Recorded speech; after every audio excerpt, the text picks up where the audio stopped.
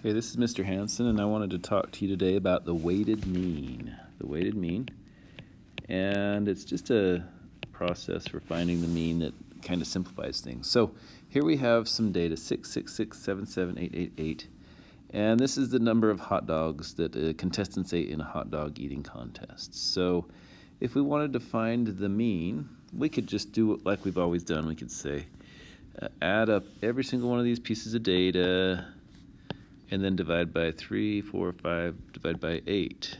Okay, so that's kind of the formula there. That means add it up. This means all the data, and that means the pieces of data, and that means the number of pieces of data there. So that's kind of what we're used to doing. But there's a little bit of shortcut. We could say we've got 8 pieces of data, so we kind of keep that the same. And instead of 6 plus 6 plus 6, we can say those 6s have a weight of 3 because there's 3 of them. And the 7s have a weight of 2 because there's 2 of them. And the 8s have a weight of 3 because there's 3 of them.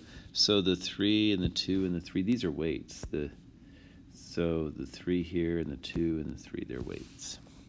Okay, so basically it's just taking addition and kind of multiplying using multiplication for the repeated addition. So now we have 18 plus 14 plus 24 over 8.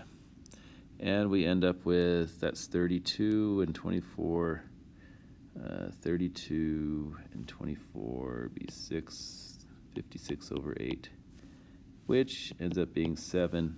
And you probably kind of figured that it would be 7 anyway. So there's the weighted mean. It's just kind of taking the number of times that we did 6, the number of times that we did 7, the number of times that we did 8, and putting them in there as weights.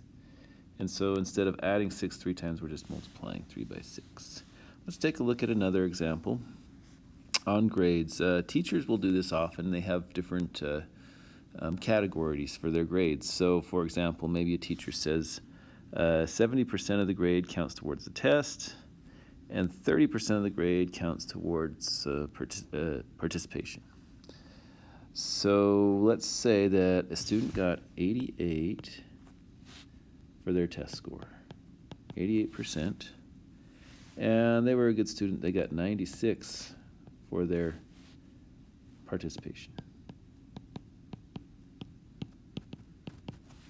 So these are student scores here. Student scores. And then these are the weights here.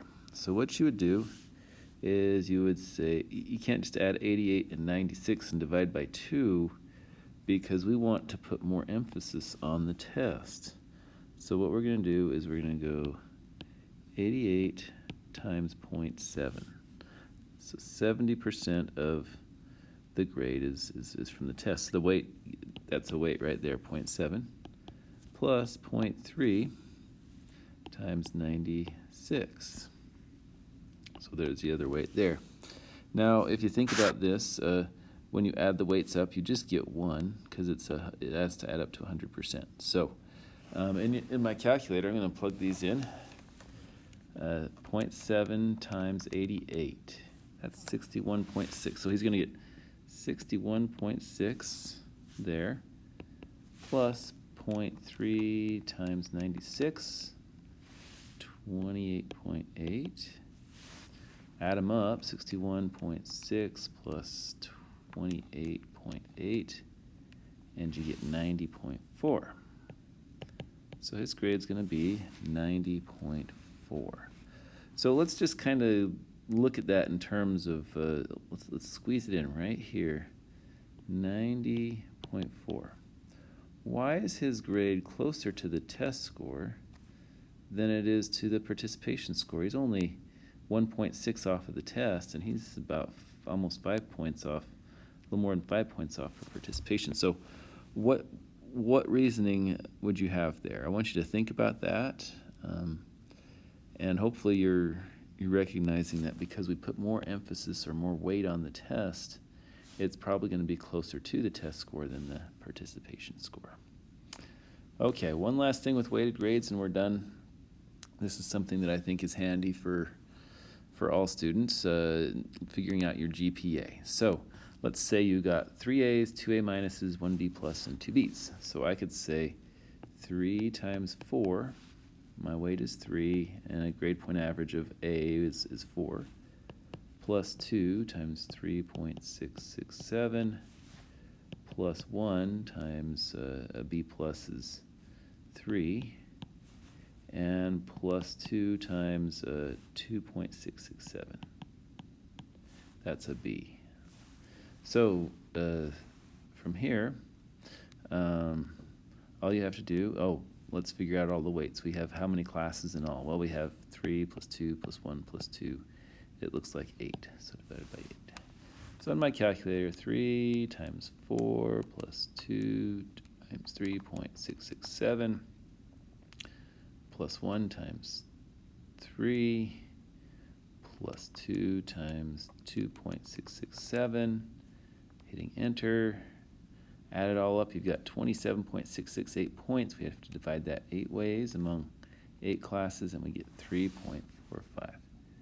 3.4585 is the GPA for that group of grades right there.